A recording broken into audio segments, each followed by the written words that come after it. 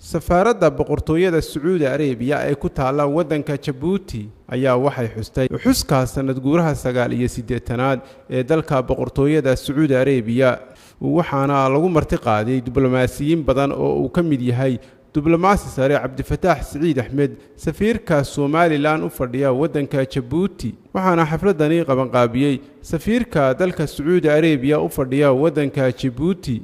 sidoo kale xafladani lagu soo casuumay safiirka Somaliland u fadhiya waddanka Djibouti ambassador Cabdifataax Saciid Axmed ayaa waxa ka qayb galay diblomaasiyiin badan safiiro ugu horeyntii waxa ka mid ahaa safiiradaasi ka qayb galay xafladaasi 89aad ee waddanka Sacuudi Arabiya safiirka Ingiriiska u fadhiya waddanka Itoobiya safiirka waddanka Faransiiska u fadhiya dalka Djibouti safiirka Imaaraadka Carabta u fadhiya dalka Djibouti safiirka waddanka Ruushka u fadhiya dalka Jamhuuriyadda Djibouti iyo safiirka dalka Yemen u fadhiya sidoo kale waxa isaguna ka soo qayb galay safiirka waddanka Falastiin u fadhiya dalka Jamhuuriyadda Djibouti iyo safiirka waddanka Shiinaha u jooga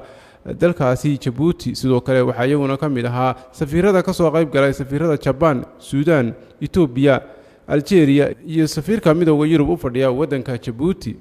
sida aan wada ogsoonahay waxa aad u sii xoogaystay xiriirka u dhaxeeya waddanka boqortooyada Sacuudi Arabiya iyo dalka Jamhuuriyadda Somaliland Maxamed Jaamac Waale warbaahinta qaranka Somaliland Djibouti